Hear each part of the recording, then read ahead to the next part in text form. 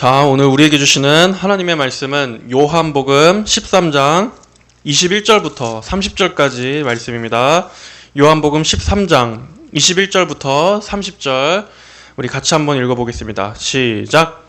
예수께서 이 말씀을 하시고 심령에 괴로워하시며 증언하여 말씀하셨다. 내가 진정으로 너희에게 말한다. 너희 가운데 하나가 나를 넘겨줄 것이다 하시니 제자들은 예수께서 누구를 가리켜 말씀하시는지 몰라 서로 바라보고 있었다. 그분의 제자들 가운데 하나, 곧 예수께서 사랑하시는 자가 예수님의 품에 기대어 앉아 있었다.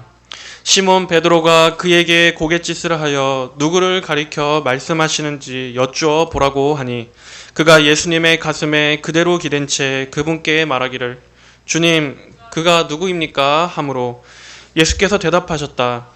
내가 빵 조각을 적셔다 주는 자가 바로 그 자이다. 그리고 빵 조각을 적셔서 가룟 사람 시몬의 아들 유다에게 주시니 그가 빵 조각을 받자 사탄이 그에게 들어갔다. 그러자 예수께서 유다에게 말씀하시기를 네가 할 일을 어서 하여라 하셨다. 식탁에 앉은 자들 가운데 아무도 예수께서 그에게 무슨 뜻으로 이 말씀을 하셨는지 알지 못하였다. 어떤 이들은 유다가 돈주머니를 맡았으므로 예수께서 그에게 명절에 우리에게 필요한 것을 사라 하고 말씀하시거나 또는 가난한 자들에게 무엇을 주어라 하고 말씀하시는 줄로 생각하였다. 유다가 그 빵 조각을 받고 바로 나갔는데 밤이었다. 아멘. 자, 우리는 지난 시간에 예수님께서 제자들과 함께 하신 마지막 6월절 만찬의 자리에서 친히 제자들의 발을 닦아주셨던 내용을 우리가 함께 살펴봤었습니다.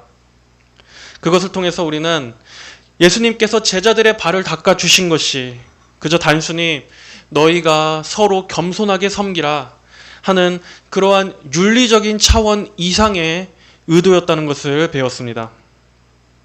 예수님께서는 그 행동을 통해서도 역시 복음을 가르쳐 주시려 하신 것입니다. 예수님께서는 본래 하나님의 형상이시면서도 이렇게 자신을 비워 종의 형체를 취하시고 육신을 입으셔서 십자가에 달려 죽으시기까지 낮아지시고 순종하신 것은 오직 그분의 죽으심과 부활을 통해서만이 죄인들의 죄가 깨끗하게 씻겨지고 하나님과의 화평을 이룰 수 있기 때문이었습니다. 로마서 5장 19절의 말씀처럼 한 사람의 불순종으로 말미암아 많은 사람이 죄인이 된 것 같이 한 사람의 순종으로 말미암아 많은 사람이 의인이 될 것이다 라는 이 말씀처럼 아담의 불순종으로 인해 모든 사람이 죄 가운데 태어나 죄인의 신분이 되었지만 예수님의 이 순종의 제사, 예수님 그분 자신의 몸과 생명을 우리의 구원을 위한 화목제물로 드리신 이 대속의 은혜로 우리에게 구원의 길을 열어주셨습니다. 이 예수님의 십자가는 죄를 속량할 수 있는 유일한 구원입니다. 그러므로 모든 사람은 반드시 이 예수님을 믿어야 합니다. 예수님이 아니고서는 우리의 죄를 씻을 길이 없기 때문입니다. 사람은 자기가 자기의 죄를 씻을 수 없습니다. 아무리 많은 덕을 쌓고 또 자기 수행을 한다 할지라도 선행을 한다 할지라도 인간은 하나님 앞에서 자기의 죄 문제를 스스로 해결할 수가 없습니다. 오직 예수님의 십자가의 피 공로를 의지하는 것만이 죄 문제를 해결할 수 있는 유일한 길입니다. 예수님을 의지하지 않는다면 인간은 더럽고 부패한 자신의 있는 그 상태 그대로의 모습으로 하나님의 심판대 앞에 서게 됩니다. 그것은 인간이 맞닥뜨릴 수 있는 모든 공포와 두려움 가운데 중에서도 가장 두려운 것입니다. 공의로우신 하나님의 진노의 눈길 앞에서 온전히 자신으로서 서게 된다는 것은 인간이 경험하는 그 어떠한 공포보다도 그리고 그 어떠한 절망보다도 가장 무섭고 절망스러운 일입니다. 사람은 그리스도를 믿음으로써 죄 씻음을 받아야 합니다. 반드시 예수님을 믿고 거듭나야 합니다. 그리하여 사망에서 생명으로 옮겨져야 합니다. 이 문제야말로 이 세상의 그 어떠한 문제보다도 가장 중요하고 가장 시급한 문제입니다. 예수님을 믿어 중생하고 거듭나지 않는다면, 그리스도로 인해 깨끗해지지 않는다면 그는 이 땅에서 어떠한 형통을 누릴지라도 그는 지금 하나님의 저주 아래 있는 것입니다. 교회 안에 있다는 것만으로 결코 중생한 것이 아닙니다. 하나님의 백성들의 무리 안에 속해 있다 하더라도 얼마든지 더러운 상태 그대로 있을 수 있습니다. 복음에 대해서도 모르고 예수님에 대한 참된 믿음도 없이 그저 나는 정기적으로 주일마다 교회에 출석하고 있으니까 나는 구원받은 거겠지 하는 그런 안일한 착각에 빠져서는 안 됩니다. 우리는 예배의 자리에 나와서 그저 우리의 머리만 채우고 우리의 귀만 간지럽히다가 돌아가서는 안 됩니다. 예배를 관람하는 구경꾼이 되어서는 안 됩니다. 예수님을 나의 개인적인 구조로 믿어야 합니다. 진정으로 그리스도께 속한 자가 되어야 합니다. 믿음이란 무엇입니까? 진정한 믿음은 그리스도를 따르는 것입니다. 우리의 전인이 예수님을 따르는 것입니다. 따른다는 것은 이제는 나의 모든 전생애를 오직 하나님의 말씀만을 나의 절대적인 진리로 여기고 하나님의 말씀만을 내가 따라가야 할 유일한 인생의 나침반으로 여긴다는 것입니다. 나는 그대로 있는 채 말씀을 나한테 끼워 맞추는 것이 아니라 나를 부인하고 나를 그리스도 안에서 십자가에 완전히 못 박고 오직 말씀을 쫓아 예수님께서 가시는 곳이라면 어디라도 순종하며 그분을 따라가는 것입니다. 이처럼 성도는 그리스도와 함께 십자가에 못 박힌 존재입니다. 그리스도와 함께 연합되어 그리스도와 관계하는 존재입니다. 이렇게 참된 복음의 효력은 영혼을 그리스도와 관계하도록 역사합니다. 성도 여러분 부디 구원 얻는 믿음을 구하십시오. 구원 얻는 믿음을 구하십시오. 그렇지 않고서 그저 구경꾼의 상태로 먼 발치에서 예수님의 십자가를 그저 감상하는 것만으로 만족해서는 절대로 안 되는 것입니다. 그러한 신앙생활은, 그러한 종교생활은 그리스도와는 아무런 상관이 없는 그러한 관계라는 것을 여러분들은 분명히 아셔야 합니다. 자, 이 사랑의 만찬의 자리에서 예수님께서는 불길한 말씀을 하셨습니다. 지난 10절에 너희가 깨끗하나 모두는 아니다. 주님은 이렇게 말씀하셨습니다. 이 말씀은 가룟 유다를 향하신 말씀이었습니다. 앞서서는 은밀히 말씀하셨지만 오늘 본문에서는 이제 예수님께서 좀 더 직접적으로 말씀하십니다. 자, 그러면서 오늘의 21절의 말씀이 이어집니다. 예수께서 이 말씀을 하시고 심령에 괴로워하시며 증언하여 말씀하셨다. 내가 진정으로 너희에게 말한다. 너희 가운데 하나가 나를 넘겨줄 것이다 하시니. 자, 예수께서 이 말씀을 하시고라는 것은 어떠한 말씀 뒤를 말하는 것입니까? 앞에 18절에서 예수님께서 하신 말씀, 내가 너희 모두에게 말하는 것이 아니니 나는 내가 택한 자들이 누구인지 안다. 그러나 내 빵을 먹는 자가 나를 대항하여 그의 발꿈치를 들었다고 한 성경이 이루어질 것이다.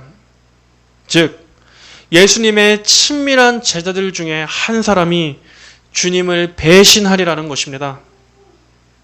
그리고 여기에서 다시 한번 말씀하십니다. 내가 진정으로 너희에게 말한다. 너희 가운데 하나가 나를 넘겨줄 것이다. 예수님께서는 괴로워하셨습니다.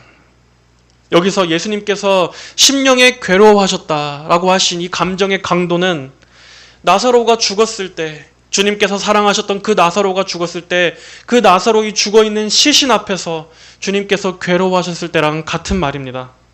그리고 예수님께서 십자가에서 죽으실 그 사명을 앞두고 예수님께서 그 마음에 괴로워하셨다 할 때 그때랑 같은 강도입니다. 그만큼 지금 제자 유다의 배신이 예수님의 마음을 극심한 고통과 슬픔으로 몰아넣었다는 것입니다. 여러분, 누군가에게 배신을 당한다고 하는 것은 너무나 고통스러운 일입니다. 그것도 한때는 친밀한 관계였고 같은 생각을 가지고 있었고 함께 오랜 시간을 보냈던 친밀하고 사랑하는 그러한 누군가로부터 그가 갑자기 앞에서는 웃고 있다가 어느 순간에 갑자기 등 뒤에 칼을 꽂고 남처럼 등 돌리는 것은 우리가 살아가면서 겪는 많은 일들 중에서도 정말로 손에 꼽힐 정도로 고통스러운 일입니다. 그러한 배신은 마음에 큰 상처로 남고 그 후유증도 오래 갑니다. 그러나 우리 주님께서도 배신을 당하셨습니다. 예수님도 사랑하셨던 제자로부터 가장 쓰린 배신을 당하셨습니다. 이렇게 예수님께서도 우리가 이 생에서 당하는 많은 종류의 고통들을 그것도 가장 극심하고 가장 처참하게 당하셨습니다. 그렇기 때문에 주님께서는 우리 인생을 너무나 잘 아십니다.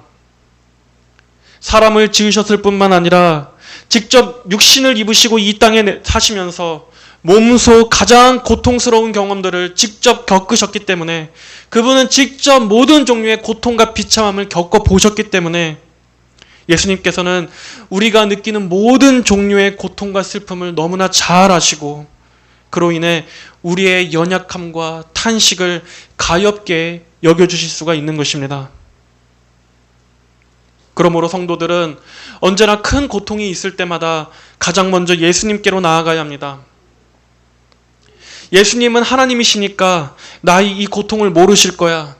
나의 이 인간적인 감정을 모르실 거야. 그렇게 생각하시면 안 됩니다.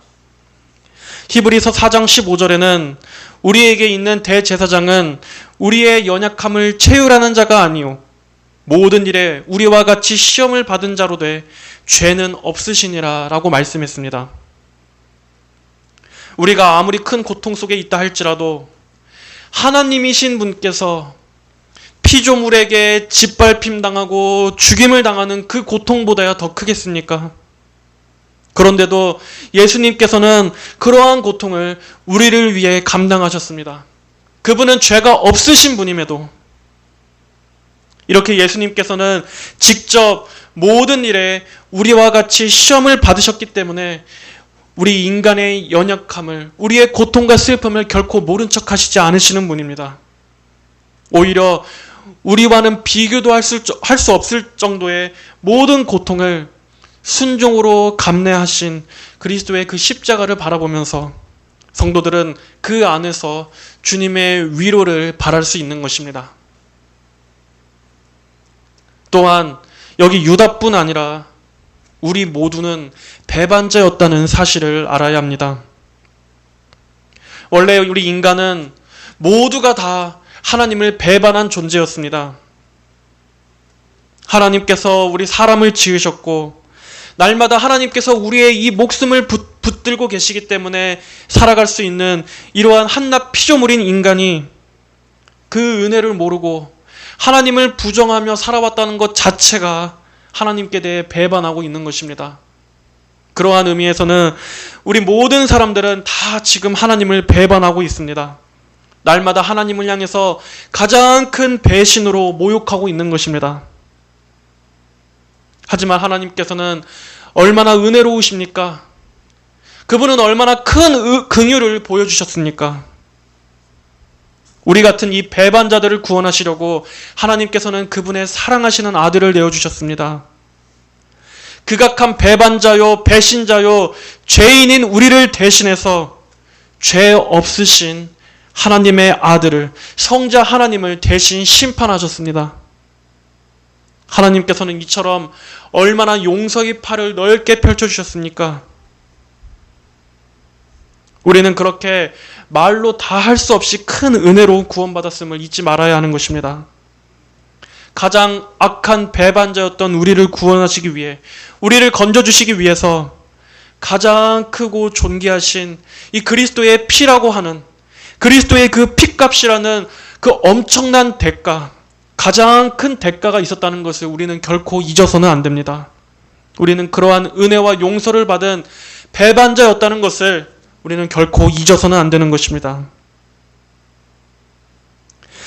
예수님께서는 이렇게 유다의 영혼 때문에 괴로워하셨습니다.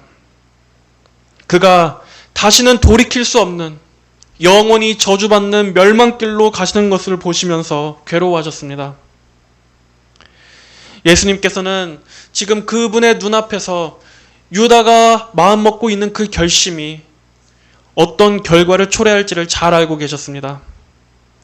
한 영혼이 하나님을 떠나서 영원한 멸망으로 간다는 것이 어떠한 의미인지를 주님은 너무나 잘 아셨습니다. 그래서 그 영혼이 가게 될 마지막에 대해 생각하시면서 지금 예수님은 괴로워하셨던 것입니다. 하지만 거기 있는 제자들 중에 누가 이것을 알았겠습니까? 제자들은 예수께서 누구를 가리켜 말씀하시는지 몰라 서로 바라보고 있었다. 그분의 제자들 가운데 하나, 곧 예수께서 사랑하시는 자가 예수님의 품에 기대어 앉아 있었다. 자, 여기서 예수께서 사랑하시는 자는 요한을 말합니다. 시몬 베드로가 그에게 고갯짓을 하여 누구를 가리켜 말씀하시는지 여쭈어 보라고 하니 그가 예수님의 가슴에 그대로 기댄 채 그분께 말하기를 주님, 그가 누구입니까? 하므로. 자, 여기 요한복음에서는 요한의 질문만 나오고 다른 제자들의 반응에 대해서는 따로 기록하고 있지 않지만 오늘의 본문의 내용과 같은 내용을 기록하고 있는 마태복음에서는 제자들의 반응에 대해서 이렇게 기록하고 있습니다. 마태복음 20장 21절 22절에 그들이 먹고 있을 때 예수께서 그들에게 말씀하시기를 내가 진정으로 너희에게 말하니 너희 중 하나가 나를 넘겨줄 것이다 하심으로 그들이 몹시 슬퍼하며 각각 그분께 주님 저입니까? 하고 말하기 시작하니 다른 제자들은 예수님의 이 말씀을 듣고 큰 근심에 빠진 것입니다. 물론 당연히 그들의 마음 중심에는 예수님을 팔아넘길 마음이 없었습니다. 하지만 그럼에도 그들은 예수님의 그러한 말씀을 심각하게 듣고 자기 자신에 대해서 진지하게 고민해 보기 시작한 것입니다. 여기서 우리들은 성도에게는 항상 두 가지가 같이 있어야 한다는 걸 배우게 됩니다. 하나는 하나님께 대한 믿음과 그리고 동시에 자기의 믿음을 주의 깊게 살피는 태도가 있어야 한다는 것입니다. 이것은 자기의 구원을 늘 불안해하고 의심해야 한다는 말이 아닙니다. 우리는 예수님께 전적으로 기대는 분명한 믿음이 있어야 합니다. 하지만 그러면서도 늘 자기의 믿음을 점검하고 내가 지금 나의 믿음이 온전한 믿음으로 향하고 있는지 자신을 객관적으로 살펴보는 이러한 주의 깊은 태도가 있어야 합니다. 성도가 언제나 확신만 있는 것은 위험합니다. 마치 늘 자기의 구원을 불안해하고 의심하는 사람이 위험한 것처럼 언제나 자기 구원에 있어서 자신만만해하는 것 역시도 똑같이 위험한 것입니다. 왜냐하면 성경은 선줄로 생각한 자는 넘어질까 조심하라고 말씀하셨기 때문입니다. 자기의 구원에 있어서 너무나 늘 자신만만하고 언제나 100% 확신만 있고 조금의 경계심도 없는 사람은 어쩌면 그것은 주님을 의지하는 참된 믿음이 아니라 어쩌면 자기의 종교적 열심을 믿는 것일 수도 있습니다. 예수님을 믿는 것이 아니라 예수님을 열심히 믿는다고 하는 그러한 자기의 믿음을 믿는 것일 수도 있습니다. 자기의 신념을 믿는 것일 수도 있다는 말입니다. 이것은 아주 교묘한 것이기 때문에 우리는 이것을 아주 예리하고 냉철하게 면밀히 살펴보며 분별해야 합니다. 오히려 참된 성도의 마음에는 어떠한 것이 있습니까? 자기 자신은 신뢰할 수 없다고 여기는 그러한 마음이 함께 공존합니다. 성도에게는 하나님께서 나를 붙잡아 주시지 않으면 언제라도 실족할 수 있다는 이러한 주의 깊은 마음의 자세가 있습니다. 그렇기 때문에 오히려 더욱더 하나님의 은혜를 의지하고 하나님의 선하심에 기댈 수밖에 없는 그러한 겸손한 마음이 있는 것입니다. 나로서는 내 믿음을 지킬 수 없기 때문에 오히려 나를 붙잡아 주시는 주님의 은혜에 더욱더 매달리고 의지하게 됩니다.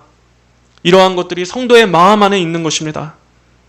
그리고 하나님께서도 성도로 하여금 그러한 경험들을 겪게 하심으로써 우리가 자신을 신뢰하지 않고 나의 믿음도 신뢰하지 않고 나의 경건과 거룩도 신뢰하지 않고 오직 하나님의 은혜만을 더 의지하도록 하나님께서는 섭리적으로 그렇게 이끄십니다.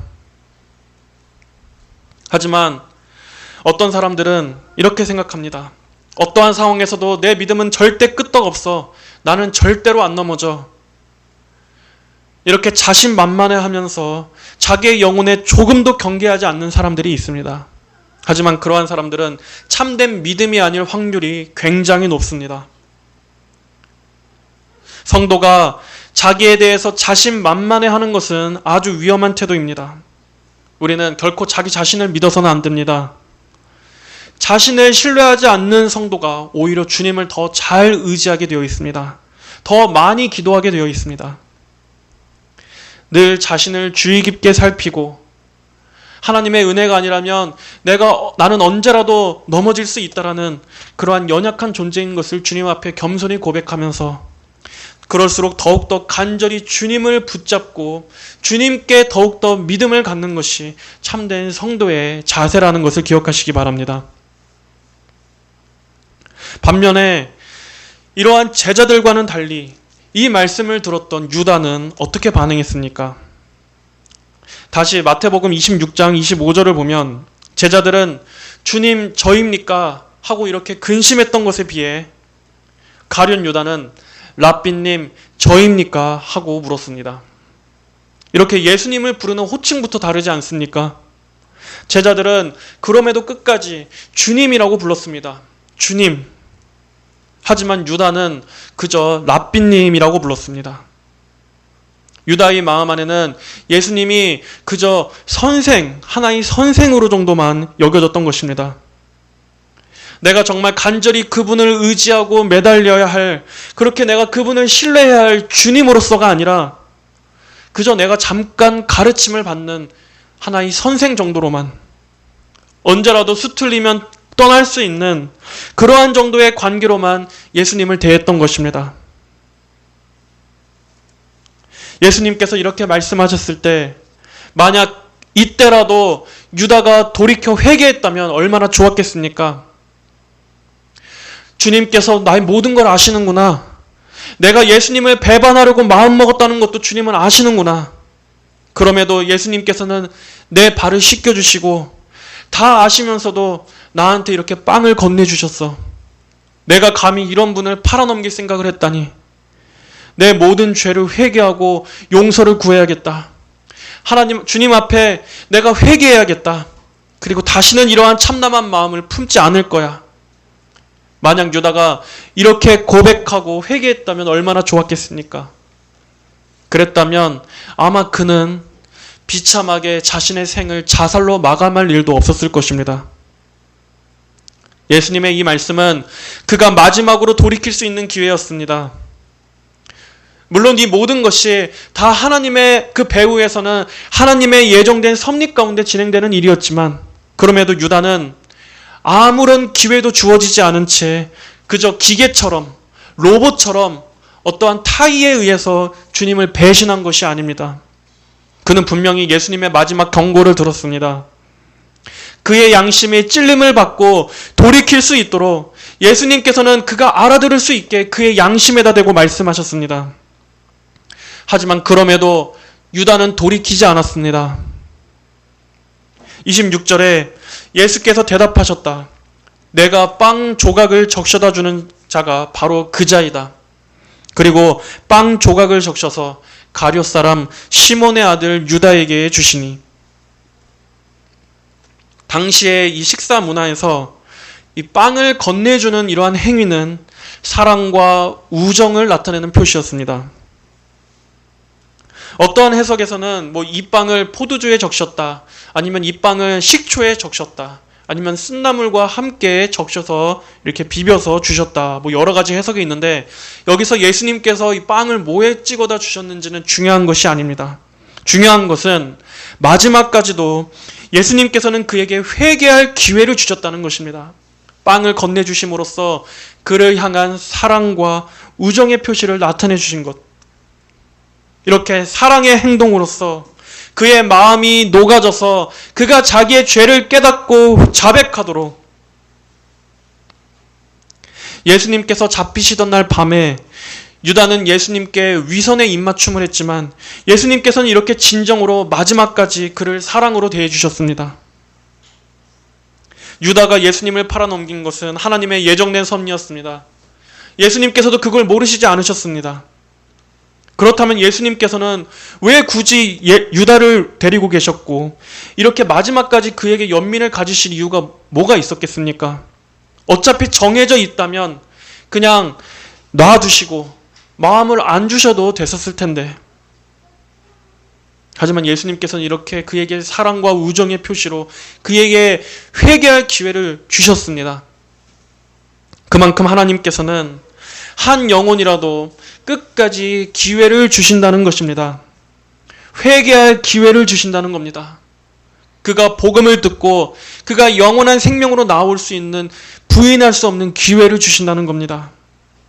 그래서 아무도 하나님 때문에 강제적으로 내가 멸망하게 됐다고 하는 그러한 변명을 할 수 없도록 하나님께서는 충분히 모든 이들에게 섭리적으로 회개할 기회를 주십니다.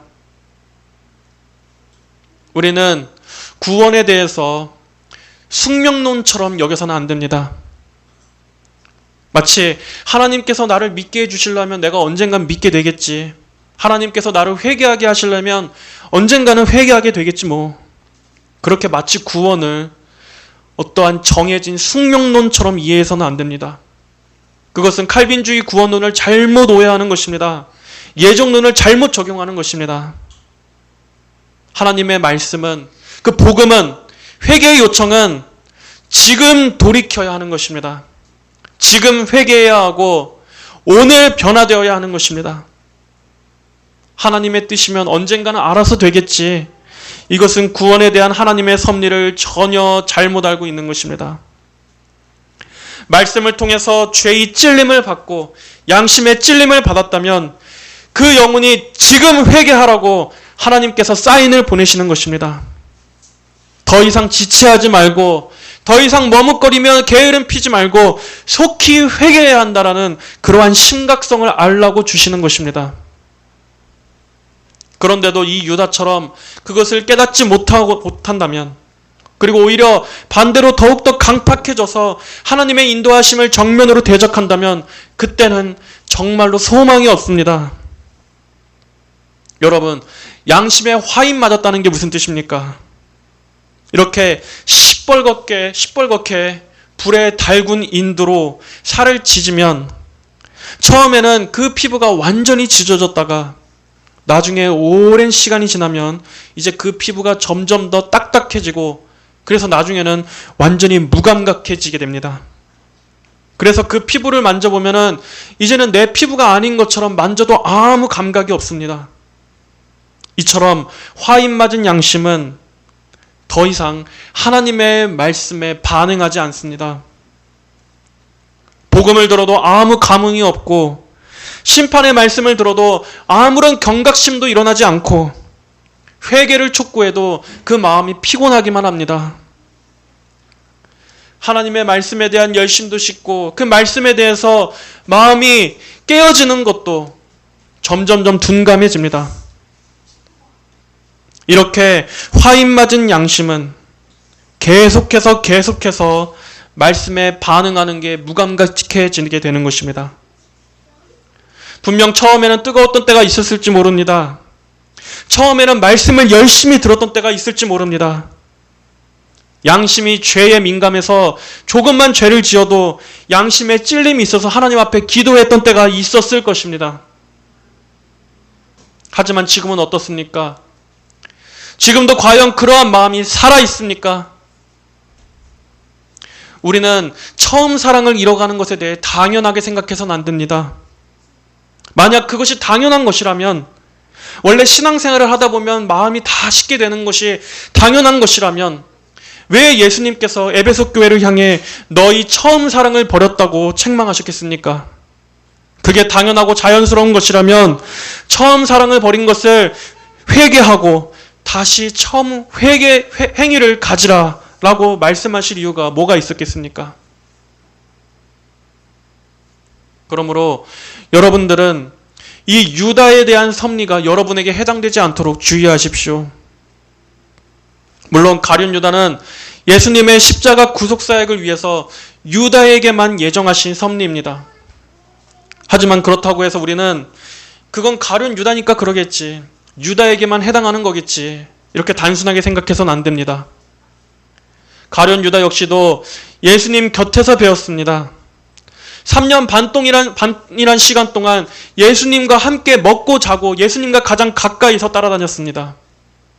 그리고 눈으로 직접 예수님의 이적을 보기도 했고 예수님께서 행하신 많은 놀라운 이적들, 그리고 그분의 가르침들을 직접 보고 듣고 체험하기도 했습니다. 하지만 그는 변화되지 않았습니다. 그럼에도 그는 예수님을 진정으로 몰랐고 예수님을 믿지 않았습니다. 예수님을 따라다녔지만 마음으로 믿고 따라다닌 것은 아니었던 것입니다. 그리고 그는 예수님을 잘못 알고 있던 것입니다. 그래서 주님을 배반했고 주님을 떠난 것입니다. 교회 안에도 이러한 유다의 길을 가는 사람들이 있습니다. 교회 안에 있는 수많은 사람들 가운데서도 매번 말씀은 듣지만 진정으로 주님을 따르지는 않는 사람들이 있습니다. 교회라는 무리에는 속해 있지만 여전히 그 마음은 예수님이 아니라 이 세상을 따르는 이러한 두 마음을 품고 있는 사람들이 교회 안에 많이 있습니다. 그런 사람들은 이 유다의 본보기가 자기에 대한 하나님의 섭리가 되지 않도록 주의해야 할 것입니다. 성경에서 이 유다라는 인물이 기록된 것은, 그리고 예수님께서 12제자들 가운데서 모든 것을 아시면서도 이 유다라는 인물을 제자로 삼으신 것은 그만큼 한때는 예수님 곁에 잠시 머물다가 결국에는 마지막엔 예수님을 팔아넘길 이러한 유다와 같은 자들이 오늘날 교회 안에도 많을 것이기 때문에 기록한 것입니다. 그러므로 우리는 가룟 유다를 통해서도 반면 교사로 삼아야 합니다. 그 어떠한 죄보다도 예수님을 배반하고 떠나는 죄는 다시는 돌이킬 수 없는 가장 악하고 절망적인 죄라는 것을 알아야 합니다. 우리가 물론 다음 시간에 보겠지만 베드로 역시도 넘어졌습니다. 베드로는 예수님께 자신은 절대로 주님을 부인하지 않겠다고 기세등등하고 자신만만해했지만 그는 가룟 유다보다도 더 심하게 실족했습니다. 그는 예수님을 정면으로 3번이나 부인했던 것입니다. 하지만 이 가룟 유다와 베드로의 결정적인 차이점은 무엇이었습니까? 베드로는 자신의 죄를 진심으로 뉘우쳤다는 것입니다. 그는 자기의 죄에 대해 사무치도록 애통해했습니다. 주님 앞에 도저히 부끄러워서 얼굴을 들 수 없을 만큼 이처럼 자기에 대한 신뢰를 완전히 부서뜨리고, 그리고 그는 예수님 앞으로 나아왔습니다. 그렇게 베드로는 예수님께 나아가 회개했지만 유다는 끝까지 회개하지 않았습니다. 유다는 마지막까지 자신을 바라보면서 자기에게 향해 있으면서 결국 스스로를 죽음으로써, 자기의 생명을 스스로 죽임으로써 자살로서 끝냈습니다. 예수님께서는 이렇게 마지막까지 그에게 빵을 건네시며 그가 주님의 사랑으로 인해서 그 마음을 돌이킬 수 있도록 기회를 주셨습니다. 이렇게 하나님께서는 모든 것을 가장 적절한 때에 주십니다. 하지만 우리는 그 적절한 때가 어떠한 때인지 다 알지 못합니다. 그렇기 때문에 우리는 모든 때를 다 주의 깊게 여겨야 합니다. 강단에서 선포되는 하나님의 말씀을 대수롭지 않게 여겨서는 안 됩니다. 지금 그냥 대충 흘려보낸, 여러분들이 대충 흘려보낸 그러한 하나님의 말씀이 하나님께서 여러분에게 주신 마지막 회개의 기회일 수도 있습니다. 만약 누군가가 하나님께서 그에게 주시는 그러한 말씀을 대수롭지 않게 여기고 돌아가다가 그날 밤 그가 죽으면 어떻게 되겠습니까? 만약 하나님께서 그날 밤에 그 영혼을 도로 찾으시면 어떻게 되겠습니까? 결국 그는 마지막까지 예수님께 돌아오지 않고 영원한 멸망으로 가게 되는 것입니다. 19세기 미국의 복음 전도자 D.L. 무디에 관한 일화입니다. 무디는 자신이 주도하던 한 집회에서 그 설교의 마무리를 이렇게 말했다고 합니다. 어떠한 주제에 대해서 설교한 후에 마지막에 자, 이제 우리가 이 질문을 여러분 자신에게 해보고 난 다음에 우리가 다음 주에 이 주제에 대해서 다시 한번 이야기를 나눠보겠습니다. 한번 생각해보고 우리 다음 주에 다시 만납시다. 하고 이렇게 설교를 마쳤습니다. 그런데 그렇게 집회를 마치고 돌아간 그날 밤에 그 지역에 큰 화재가 나서 300명 이상이나 되는 사람이 불에 타 죽었습니다. 그날 밤에 그 하루 만에 이렇게 많은 사람들이 하루아침에 목숨을 잃은 것입니다. 그리고 무디가 다음 주에 다시 만나자고 했던 그 많은 사람들은 그 다음 주에 볼 수가 없었습니다. 무디는 이 일을 겪은 다음에 이제 그 후부터는 다시는 구원에 대해서 천천히 한번 생각해 보라는 그러한 여지를 남기는 말은 다시는 하지 않겠다고 결심했다고 합니다. 설령 사람들이 복음에 대해 어떠한 매력을 느끼지 못한다 할지라도 또 그들이 시간적 여유를 갖고 천천히 믿어보겠다고 말한다 할지라도 우선은 그 자리에 왔으면 그 자리에서는 명확한 복음을 듣고는 가도록 그렇게 하겠다고 무디는 자신의 사역의 방향을 재설정한 것입니다. 그렇습니다. 여러분, 우리는 전하는 자나 듣는 자나 우리 모두가 다 마치 우리에게는 수많은 기회가 주어질 것처럼 그렇게 안일하게 생각해서는 안 됩니다. 보라, 지금은 은혜 받을 만한 때요. 보라, 지금은 구원의 날이로다. 성경은 말씀했습니다. 하나님의 말씀을 느긋하게 여유 있게 들어도 되는 때란 없습니다. 또 천천히 여유 있게 믿어도 되는 때도 없습니다. 하나님의 말씀은 항상 긴박한 것입니다. 하나님의 말씀은 가장 시급하고 가장 중요한 것입니다. 그리고 여러분에게 절대적으로 필요한 것이고 여러분의 영혼과 여러분의 영원과도 아주 절대적으로 중요한 관계가 있는 것입니다. 우리가 조급해야 한다는 말이 아닙니다. 우리의 성질대로 막 밀어붙여야 한다는 말이 아닙니다. 구원에 있어서는 하나님의 말씀을 듣는 데 있어서만큼은 결코 둔해서는 안 된다는 것입니다. 리차드 백스터가 나는 죽어가는 자가 죽어가는 사람들에게 설교하는 것처럼 설교했다 하고 한 그 말처럼 우리 모두는 하나님의 말씀 앞에서 하나님의 말씀 앞에 중대한 자세를 중대한 마음을 가져야 합니다. 결국 우리 모두는 한정된 시간 속에서 다 같이 무덤을 향해 가는 존재입니다. 말씀을 전하는 자나 듣는 자나 우리 모두는 결국 다 죽음을 향해 가고 있는 존재입니다. 그러므로 설교자는 마치 죽어가는 자가 마지막 유언을 전하는 것처럼 이렇게 하나님의 말씀을 가장 중대한 문제처럼 전해야 하고 듣는 여러분들 역시도 이것이 여러분의 생애 마지막 듣는 설교 말씀처럼 설교를 들어야 합니다. 그 죽음 앞에서 우리 모두에게 있어 가장 중요한 문제는 무엇이겠습니까? 우리에게 있어서 마지막까지 남는 영원한 문제는 무엇이겠습니까? 이러한 우리의 숙명 앞에서 우리는 어떠한 주제를 전해야 하겠습니까? 바로 예수님으로 말미암는 구원, 이 복음을 듣고 전해야 하지 않겠습니까? 하나님께서 우리에게 영원한 생명을 주시기 위해서 우리를 죄와 저주와 사망과 심판 형벌로부터 건져내시기 위해서 예수님의 십자가를 통해 하신 일에 대해 들어야 하지 않겠습니까? 그러한 막중함, 이 중대함에 비추어 본다면 그 외의 이 세상의 모든 것들은 다 무가치한 것들입니다.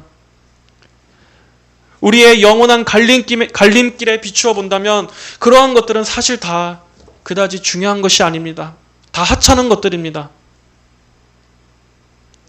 유다는 지금 자신의 영원한 운명을 결정짓는 그 순간에 결국 주님을 부인함으로, 배신함으로 그는 결국 다시는 돌이킬 수 없는 길로 가고 맙니다. 본문으로 돌아와서 27절, 그가 빵 조각을 받자 사탄이 그에게 들어갔다. 그러자 예수께서 유다에게 말씀하시기를 네가 할 일을 어서 하여라 하셨다. 여기서 사탄이 유다에게 들어갔다라는 말은 이제 사탄이 유다의 영혼을 완전히 장악했다는 말입니다. 그리고 예수님은 말씀하셨습니다. 네가 할 일을 어서 하여라. 네가 할 일을 어서 하여라. 이 말씀은 예수님의 최종적인 유기의 선언입니다. 그런 의미에서 보면 이 말씀은 너무나 무서운 말씀이라고 할 수 있습니다. 네가 할 일을 어서 하여라. 예수님께서 이제 하나님의 예정대로 그 영혼을 완전히 사탄에게 넘겨준 것입니다. 더 이상 그를 향한 회개의 말씀도 없고 또 그를 부드럽게 주님께로 이끄시고자 하는 그러한 주님의 자비로운 이러한 은혜의 섭리도 없습니다. 성도 여러분들은 하나님의 간섭이 있을 때가, 하나님께서 여러분의 인생에 아주 깊이 간섭하시고 여러분이 하는 모든 것에 개입하실 때가 복되다는 것을 알아야 합니다. 유기된 자에게는 하나님의 간섭이 없습니다. 내가 뭔 짓을 저지른다 할지라도 아무런 징계가 없고, 또 하나님께서 내가 내 마음대로 산다고 할지라도 하나님께서 그냥 냅두신다면 그것은 자유로운 게 아니라 그가 사생아이기 때문에 그런 겁니다. 그가 하나님의 은혜 안에 있는 것이 아니라 그가 하나님의 은혜 밖에, 구원의 예정 밖에 있기 때문에 하나님으로부터 아무 간섭이 없는 것입니다. 그러므로 성도들은 오히려 내가 뭘 하려고 할 때마다 하나님께서 막으시는 게 오히려 복입니다. 내가 하나님의 뜻을 어기면서까지 뭔가를 해보려고 할 때 그때마다 꼭 막히고 꼭 안 되게 하시는 그게 오히려 복입니다. 성도 여러분들은 우리가 하나님의 뜻을 떠나서 이탈하려고 할 때마다 오히려 하나님께서 개입하셔서 막으시고 안 되게 하신 것이 오히려 복이라는 것을 감사히 알고 그렇게 여기시기를 바랍니다. 자, 이제 마지막 30절 보겠습니다. 유다가 그 빵 조각을 받고 바로 나갔는데 밤이었다. 이게 예수님의 제자 유다의 뒷모습이었습니다. 결국 유다는 마지막까지 주님의 사랑을 거절하고 예수님을 유대인들에게 팔아 넘겨주기 위해 주님 곁을 떠납니다. 결국 이렇게 하나님의 계획이 성취되는 것입니다. 이 유다는 그 캄캄한 밤길을 가면서 이렇게 생각했을지 모릅니다. 아, 이제 나는 살았다. 나는 이제 이 무리들과 함께 박해를 받지 않겠구나. 나는 살았으니까 된 거야. 나는 이제 저 무리에서 빠져나왔으니까 나는 된 거야. 이렇게 일말의 가책도 없이 안도의 한숨을 쉬면서 그 밤을 뛰어갔을지 모릅니다. 하지만 그것이 영적으로는 영원히 예수님의 축복으로부터 멀어지는 것이었음을 그는 몰랐을 것입니다. 다시는 빛으로 올 수 없는, 그로 하여금 다시는 돌이킬 수 없는 마지막 기회였음을 그는 몰랐습니다. 그렇게 유다는 밤의 어둠 속으로 갔습니다. 유다는 누구의 강제에 의해서 예수님을 배반한 게 아닙니다.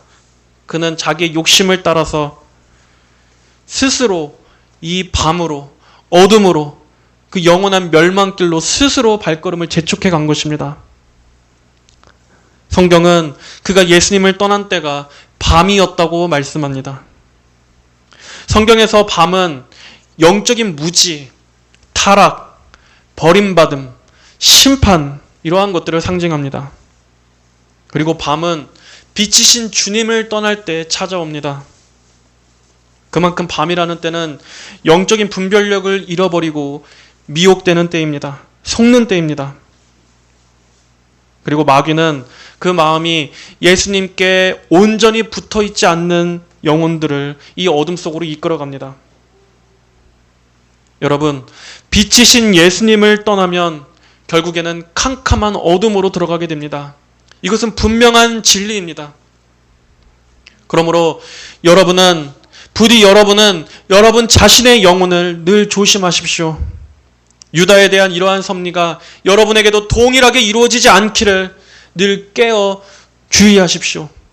두려움과 떨림으로 여러분 자신의 구원을 이루십시오. 오늘날 지상교회 안에도 이러한 유다의 마음과 같은 마음을 가진 자들이 많기에 이렇게 말씀드리는 것입니다. 마지막 때에는 주님을 배반하는 자들이 많이 있을 것입니다. 교회라는 이 지상교회 안에 머물면서도 주님을 결국에는 배반하는 이 유다와 같은 자들이 많을 것입니다. 데살로니가 후서 2장 9절로 12절에서는 이렇게 말씀했습니다.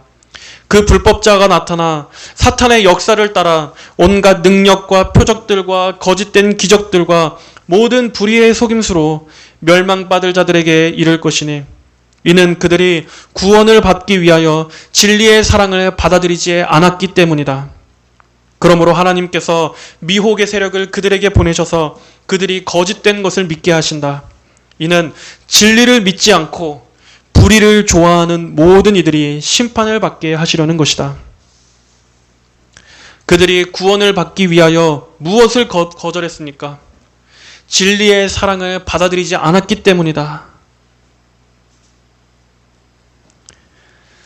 절대로 여러분은 그들 가운데 속하지 않아야 합니다.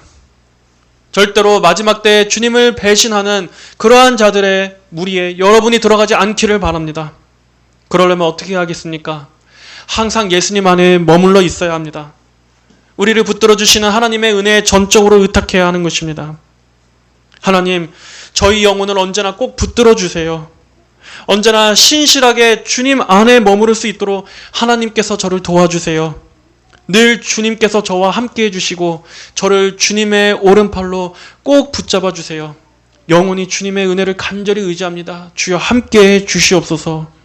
이렇게 늘 하나님의 은혜를 붙들어야 하는 것입니다. 여러분, 예수님에게서 절대로 떠나지 마십시오. 우리에게 주신 이 소중한 복음에서 단 한 걸음도 이탈하지 마십시오. 언제나 우리 주님 곁에 있기를 간절히 사모하시길 바랍니다. 영생은 예수님 안에 있습니다. 우리를 진정으로 살게 하는 생명의 양식은 오직 예수님 안에만 있습니다. 예수님만이 우리의 생명수시고 예수님만이 우리의 기쁨이시며 빛이시며 소망이십니다. 그분만이 구원이시고 오직 그분만이 진리십니다. 그리스도께서 우리의 영생이십니다. 이것을 일평생 붙드시고 늘 주님 곁에 머무르는 이것이 우리를 진정으로 살게 하는 것이고 우리에게 가장 큰 기쁨과 만족과 복됨이라는 것을 여러분은 믿으시기를 바랍니다.